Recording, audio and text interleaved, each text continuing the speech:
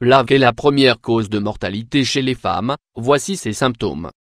L'accident cardiovasculaire cérébral est de nos jours la première cause de mortalité chez la femme. Il peut tout aussi bien intervenir à n'importe quel moment chez n'importe qui, comme être révélateur d'un dysfonctionnement déjà existant. Bien entendu, il y a des symptômes communs d'un AVC à l'homme et à la femme, mais il existe aussi des manifestations plus spécifiques aux femmes.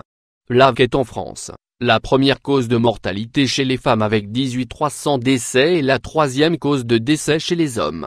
Cette inégalité réside dans le fait que les femmes ont une espérance de vie plus longue et sont dotées de certaines hormones absentes chez l'homme. Ces hormones sont d'ailleurs connues pour influencer la coagulation du sang et le développement des vaisseaux sanguins. Ce trouble circulatoire empêche l'oxygène d'atteindre certaines cellules du cerveau. Type d'AVC. Il existe deux types d'AVC, l'un dit ischémique et l'autre hémorragique. Le premier se distingue par le manque d'apport sanguin endommageant les tissus cérébraux et ou du rétrécissement des vaisseaux sanguins qui nécessite en premier lieu un traitement qui empêche les caillots de grossir et limite les risques de formation de nouveaux caillots. Le second type a lieu lorsque se produit une rupture des vaisseaux cérébraux entraînant une pression et un gonflement constant dans le cerveau. Celui-ci implique la prescription d'un traitement médicamenteux qui fera baisser la tension artérielle. Dans les cas les plus graves, on peut également avoir recours à une angioplastie. Symptômes: maux de tête. Un violent mal de tête qui apparaît de façon soudaine peut être le signe précurseur d'un accident vasculaire cérébral, surtout si celui-ci est suivi de vomissements et de nausées. Fatigue soudaine. Une certaine somnolence, des changements d'humeur soudains, une irritabilité ou de la confusion sont aussi des indices révélateurs de l'AVC. Déficience visuelle. Une des premières caractéristiques d'apparition de l'AVC est un déficit ou un trouble de la vision. La plupart du temps, ce symptôme apparaît de façon soudaine. Douleur aiguë dans la poitrine. Un des autres symptômes de l'AVC est une douleur brutale survenant dans la poitrine, accompagnée d'une sensation de forte oppression.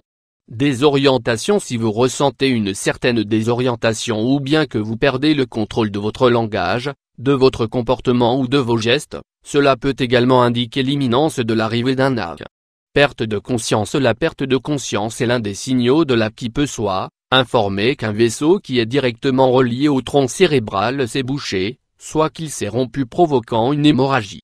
Reconnaître et agir face à un AVC. L'accident vasculaire cérébral pouvant causer des séquelles importantes, voire la mort, il est urgent et vital de réagir de façon efficace dès les premiers symptômes. En attendant les secours, il est primordial de faire réagir la personne potentiellement victime d'un AVC en la stimulant et en procédant à quelques rapides vérifications. Si vous constatez un discours anormalement long ou confus, faites parler la personne. Posez-lui des questions et faites-lui répéter des mots ou une phrase simple pour vérifier l'apparition de troubles du langage. Si vous relevez une certaine confusion dans ses gestes, demandez à la personne de lever les deux mains ou les deux bras. En cas d'AVC, une des deux mains ou un des deux bras ne suivra pas l'autre et peut retomber. Demandez à la personne de serrer les dents, de vous sourire ou même de tirer la langue. Si vous constatez une certaine asymétrie au niveau du visage, celle-ci est caractéristique de l'AVC. Demandez à la personne de serrer vos mains. Si la pression est moins forte d'un côté, c'est également un signe de l'AVC. Prévention. En dehors des personnes présentant déjà des risques tels que les diabétiques, les personnes atteintes d'un trouble cardiaque, les personnes migraineuses ou atteintes d'un trouble du sommeil, il est important de mettre en pratique et maintenir un équilibre de vie sain. Cela passe par une alimentation équilibrée, la diminution, voire l'arrêt de l'alcool et du tabac et bien sûr par la pratique d'une activité physique régulière.